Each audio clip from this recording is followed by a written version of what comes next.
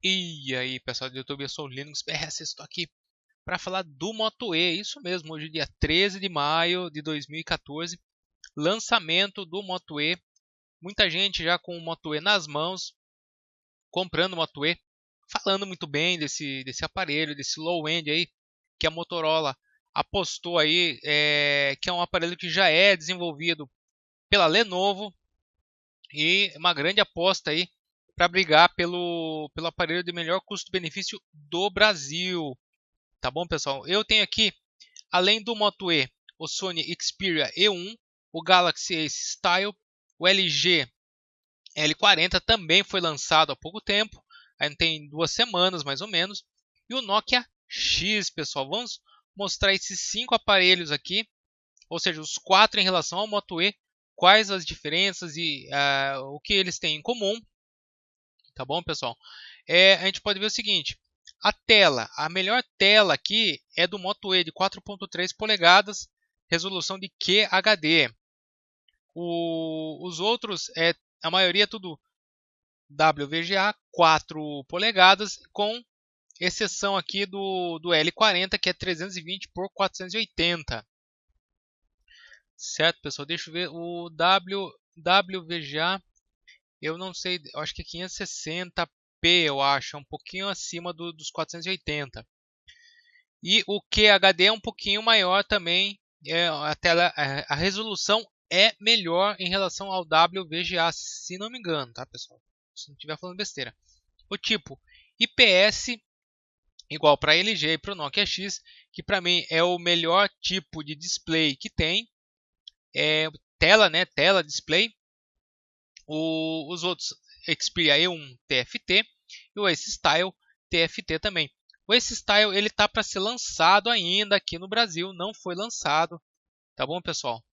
Vamos agora para o processador, o SoC, o SoC, né? Snapdragon para o Moto E, Xperia, o LG e o Nokia X. Só que o Nokia X ele tem o Snapdragon, o chipset dele é diferente, é um S4 Play de 1 GHz, enquanto os outros eles são, se não me engano, quad-core de 1.2 GHz, é o Snapdragon 200, e o Ace Style é o dual-core de 1.2. Praticamente ele já perde nesse quesito aqui o Ace Style, né, que por ter menos o processador dele ser menos veloz, né, por ser um dual core em relação aos outros que são quad core. O Moto E vem com 1 GB de RAM, diferente dos outros modelos que vem apenas com 512.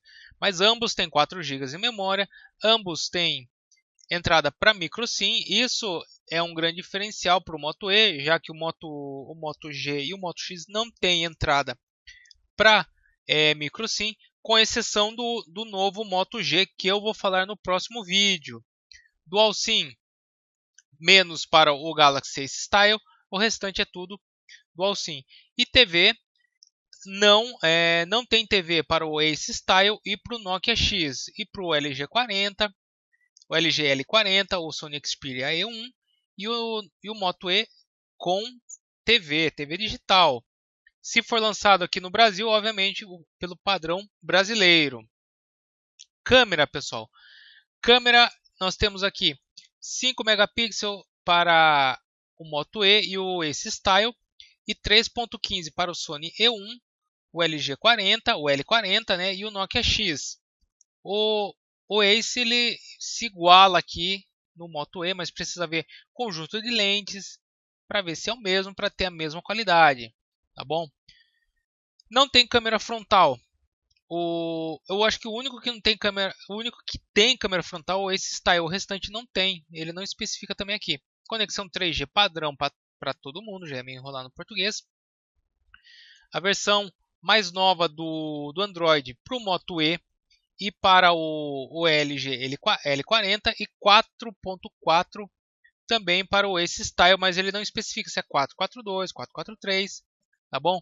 O da Sony 4.3 e o Nokia X lá atrás, ainda na 4.1.2, com a interface Fork E o L40 da LG e o Xperia E1 tem um user interface aqui, uma interface própria também, mas não tão modificada quanto o TouchWiz da Samsung. E uma interface stock, um pouco mais rústico, como diz, mais voltado para o Android puro do Moto E. A bateria, o Moto E leva vantagem, 1950 mAh contra 1700 do E1, do Xperia, 1500 do Ace Style, 1540 do LG L40 e 1500 do Nokia X. Ou seja, uma bateria excelente.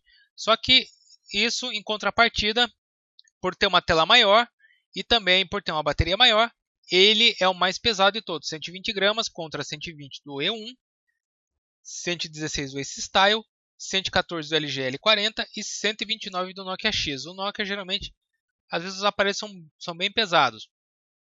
Geralmente, também esses aparelhos como são low-end, eles giram em torno da casa de 150, de 99 a 150 dólares.